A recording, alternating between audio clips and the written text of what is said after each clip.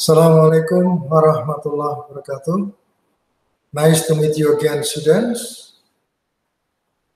Okay, back to poetry class. The title for today is Words. And the subtitle, Literal Meaning, What a Poem Says First. Although successful as a painter, Edgar Degas found poetry discouragingly hard to write. So here, Edgar Degas is a painter, a person whose profession is painting or drawing, for example, picture or illustration. To his friend, the poet Stephen Malam, he complained, "What a business! My whole day gone on a blasted sonnet without getting an inch further. And it isn't ideas I'm short of. I'm full of them. I've got too many." So Degas complained to his friend, Stephen Malam. He said, "What a business! My whole day gone on a blasted sonnet." So he complained because he cannot write anything without getting an inch further. So he cannot write anything and without development in not only 1 minute but hours. I'm full of them. I've got too many. And he also tells his friend that actually he has many ideas. His mind is full of ideas. Even he says, I've got too many ideas in his mind. But Degas said, Malam, you can't make a poem with ideas. You make it with words. Pay attention to this statement. You cannot make a poem with ideas. You make it with words. So it's different from painting or drawing. Edgar Degas, in painting something, usually he uses ideas and then his hands moves around. But different from writing poetry. He doesn't need only ideas, but also he needs words. So words is important in writing a poem. Like the celebrated painter, some people assume that all it takes to make a poem is a bright idea.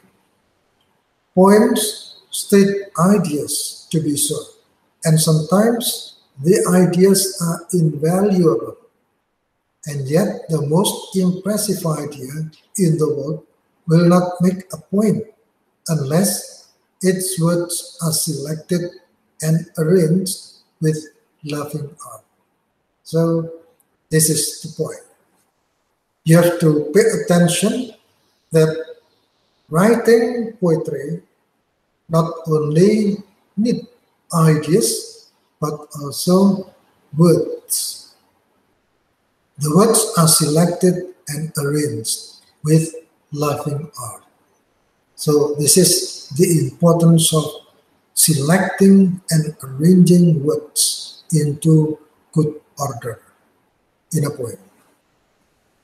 Some poets take great pains to find the right word, unable to fill a two-syllable gap in an unfinished line that when the Zeus was kissed toward paradise had grand page through an unabridged dictionary.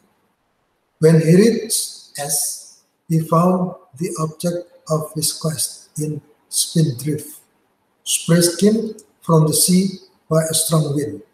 The word is exact and memorable. So this is a kind of struggle, a struggle of a poet to produce good poem. Some poets take great pains to find the right word. So it is not easy to find exact word, to find beautiful word, to find right word. Pay attention to the example below. Unable to fill a two-syllable gap in an unfinished line that when the seals white gaze toward paradise had grand page through an unabridged dictionary. So sometimes we need dictionary. We have to find the right word. Which one is right for our poem? So dictionary is helpful. And then he reads the word spindrift. And according to this explanation, the word is exact and memorable. So finding an exact and memorable word is important because our poem will be a kind of favorite poem for our readers. Any word can be right word, however, if artfully chosen and placed. It may be a word as ordinary as form. Consider the difference between the seeds is withered on the lake, a misquotation of a line by Keats, and the seed is withered from the lake, what Keats in fact wrote. Here, pay attention again. A word can be right word, however, if artfully chosen and placed. So one word can have different meaning in different place. So this must be taken into consideration. It may be a word as ordinary as form. Take an example here. There is a quotation, misquotation of Keats' poem. Keats is a well-known poet, John Keats.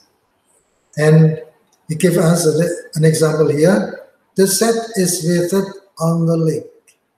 And then the right one, the set is withered from the lake.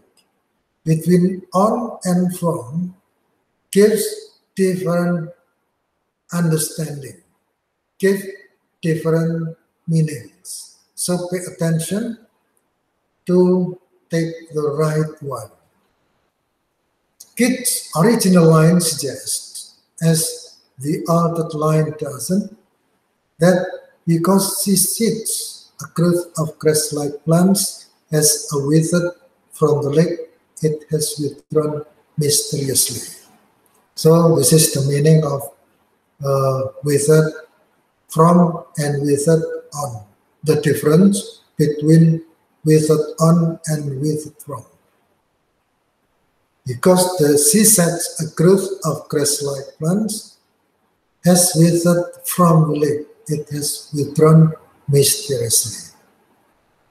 So this is the meaning, the real meaning of Keats' poem, the seed is withered from the lake. The difference between on and from.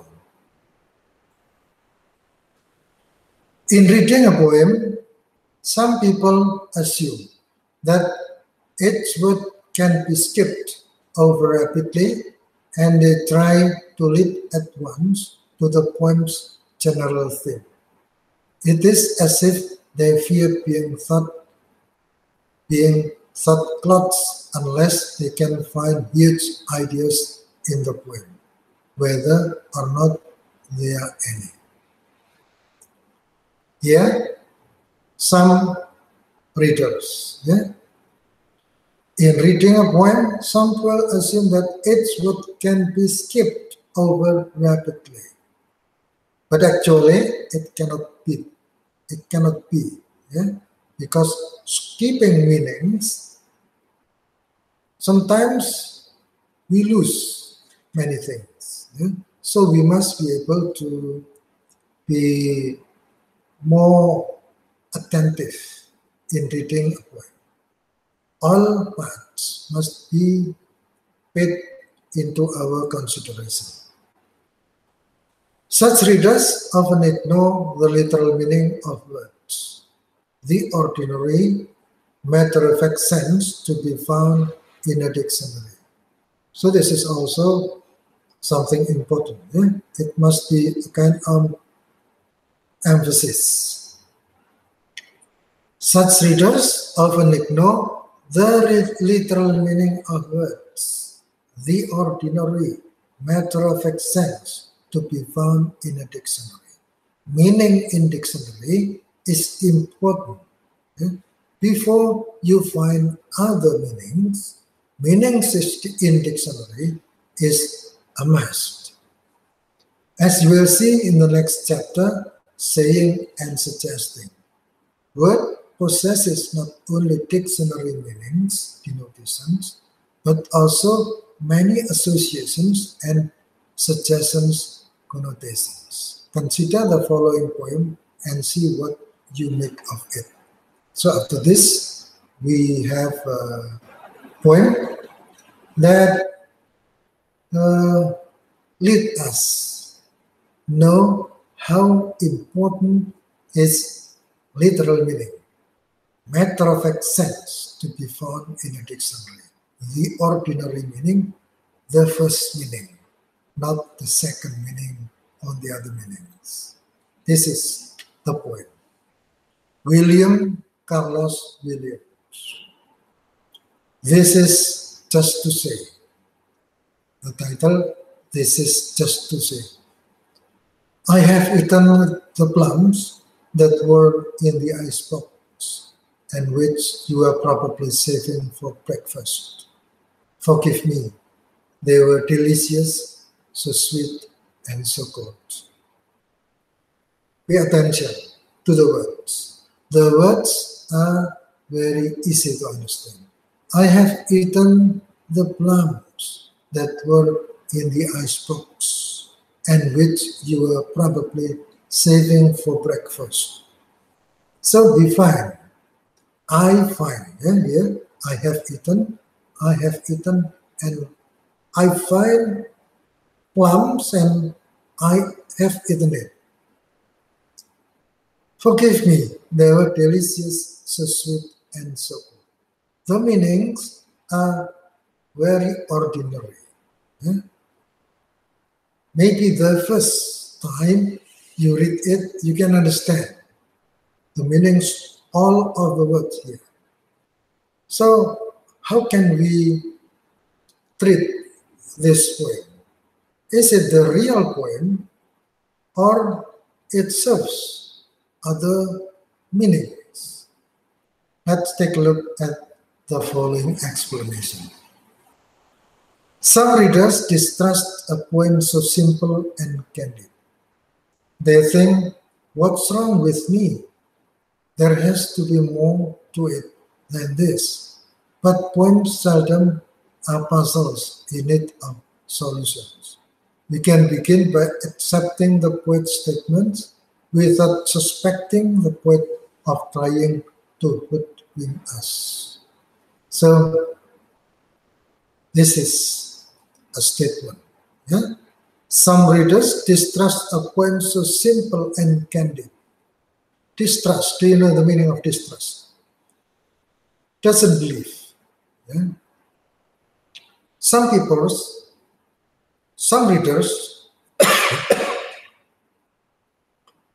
don't believe this poem so simple and candid because the writer is very well known.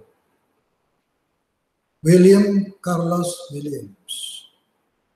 According to some readers, it's impossible for him to make such simple poem, such simple meaning.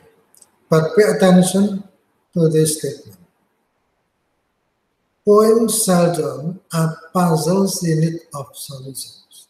We can begin by accepting the poet's statements without suspecting the poet of trying to hoodwink us. So pay attention to this statement. That we have to pay attention to the statements, not something behind the statement. On later reflection, of course, we might possibly decide that the poet is playfully teasing or being ironic. But William gives us no reason to think that. There seems no need to look beyond the literal sense of his words. No profit in speculating that the plums symbolize worldly choice and that the iceberg stands for the universe. Pay attention to this explanation. William gives us no reason to think that. There seems no need to look beyond the literal sense of its words. So, there seems no need. It is not important to look beyond the literal sense of his words. Just pay attention to the words, not more. Yeah? No profit in speculating that the plums symbolize worldly joys and that the iceberg stands for the universe. No need, no profit. Yeah? No profit, no need to say that plums symbolize worldly joys. It's just plum, not worldly joys. Clearly, a reader who had such a grand theory would have overlooked, in eagerness to find a significant idea, the plain truth that the poet makes clear to us, that plums is nice to a taste. Yeah? So, the writer or the author or the poet here wants to show us that plum is very delicious. Plum doesn't symbolize anything. Plums doesn't symbolize worldly choice. Plum is plum. The fruit is the fruit. And the fruit is delicious to a taste. So that's the point, not other points. To be sure, William's small poem is simpler than most poems are. And yet, in reading any poem, no matter how complicated, you will do well to read slowly and reluctantly for a theory to explain it why. So, this is the importance of understanding the first meaning, the ordinary meaning, not the meaning beyond the real meaning. To find the general theme of a poem, you first need to pay attention to its words. Recall Yeats' The Lake Isle of Innisfree, a poem that makes a statement crudely summed up. I yearn to leave the city and retreat to a place of ideal peace and happiness. And yet, before we can realize this theme, we have to notice details. 9 pin rows, a great cloud with peace, lake water lapping with low sounds by the shore, the gray of a pavement. So, general theme, according to this explanation, need to pay attention to its words. So you don't need to find something else or something outside the poetry. Just find out the poems, the words, the details in the words. Like when we pay attention to poetry, the Lake Isle of Innisfree. So the Lake Isle of Innisfree, I'm sure you still remember some weeks ago, this point. The theme, I yearn to leave the city and retreat to a place of ideal peace and happiness. And then It becomes the theme after we read the details. What are the details? The details are 9-pin rows, a clit loud with bass, like water lapping with low sounds by the shore, the creak of a pavement. That makes us can conclude that the theme of the poem is I yearn to leave the city and retreat to a place of ideal peace and happiness. That's the point. These details and not some abstract remark make clear what the poem is saying, that the city is trapped while the island, by the way, is sublimely beautiful. So this is the details. Yeah? The details of the words in the poem give us a kind of general meaning, theme, and topic of the poem. Poets often strive for words that point to physical details and solid objects.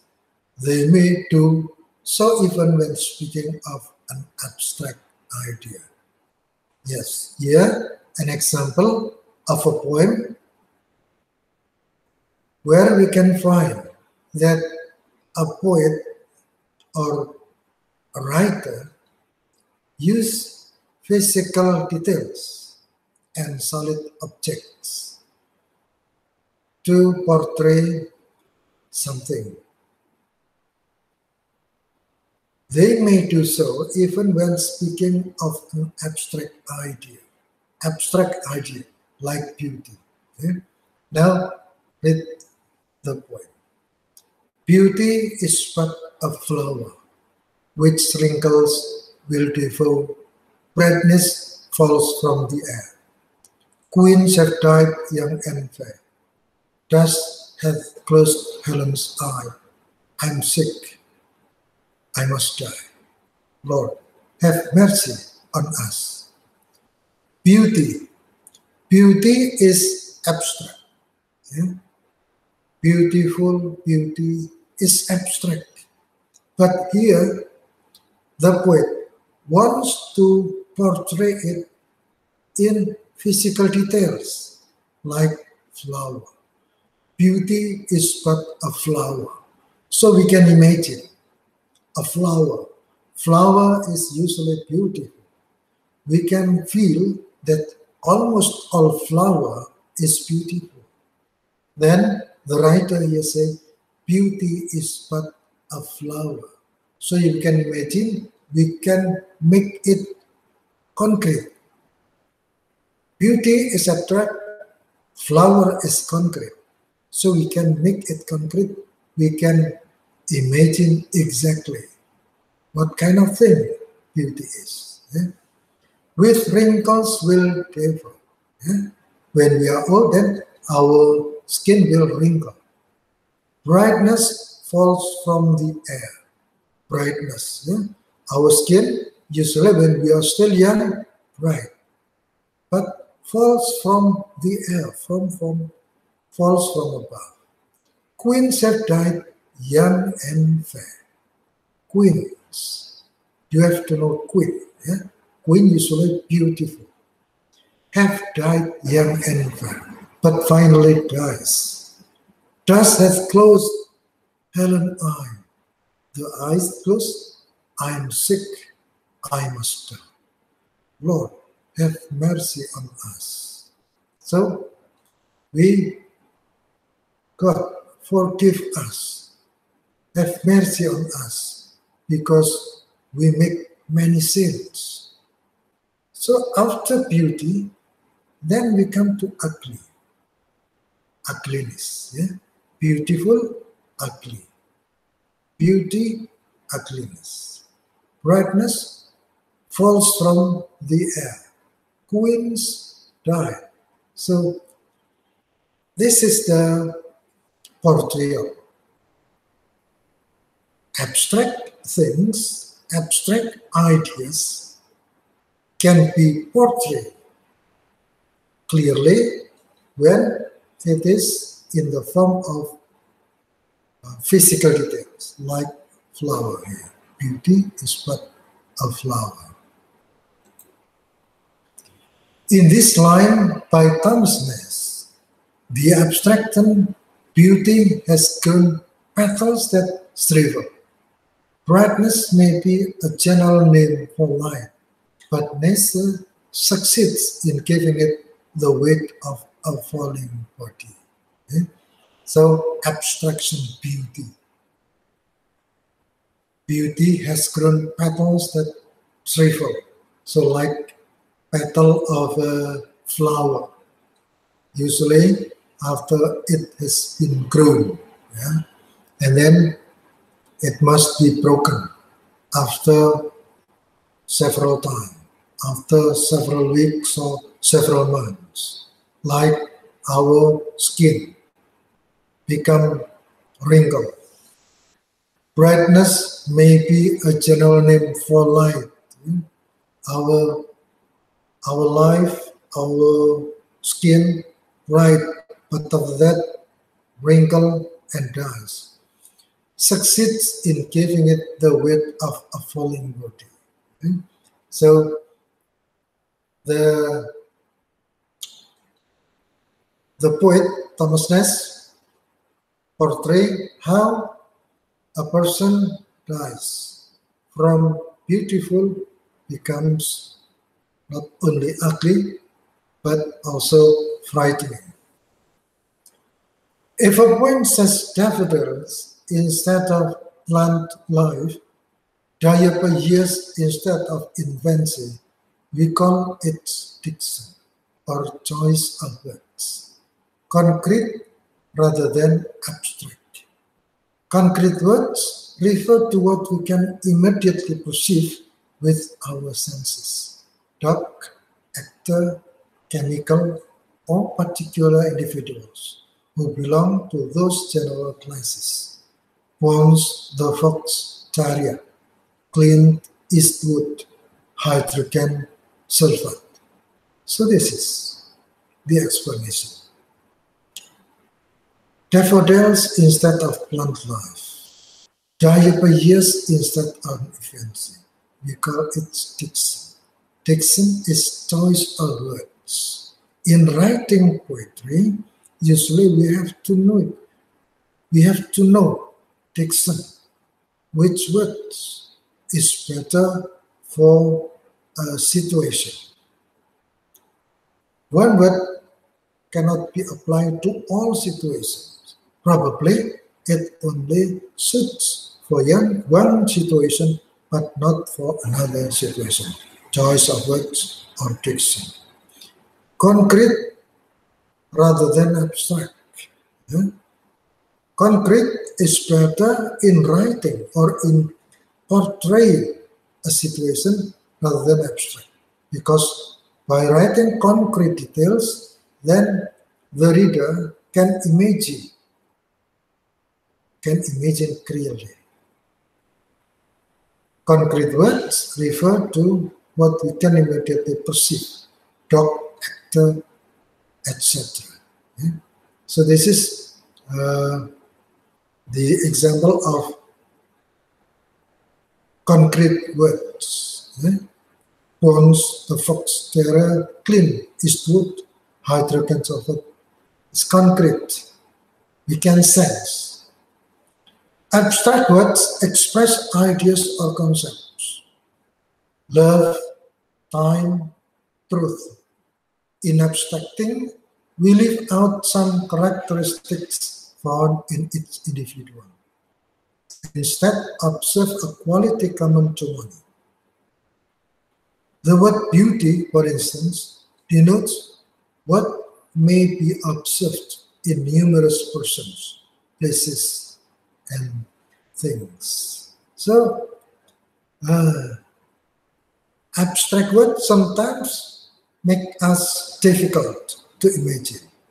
But when we give portrayal with concrete words, usually the readers will feel that it's easier for them to, what is called, to understand more, to understand clearly, to understand with very clear illustration of all things. So that's about our today. And remember our point that if we find a point, whether it is difficult point or simple points, I mean the words, you are not tempted to understand it more than the ordinary meanings, because you may not understand it, the connotations, but denotation first. Denotation will give you the first meaning, the first impression, and usually this is what the poet means, not the meaning behind everything, behind the words. But if you want to analyze it more, you can also associate it with something beyond the real meaning. But the first step and the important step for us to know that the dictionary meaning is the most important one in analyzing a poem. I think that's enough for today, and see you next week. Assalamualaikum.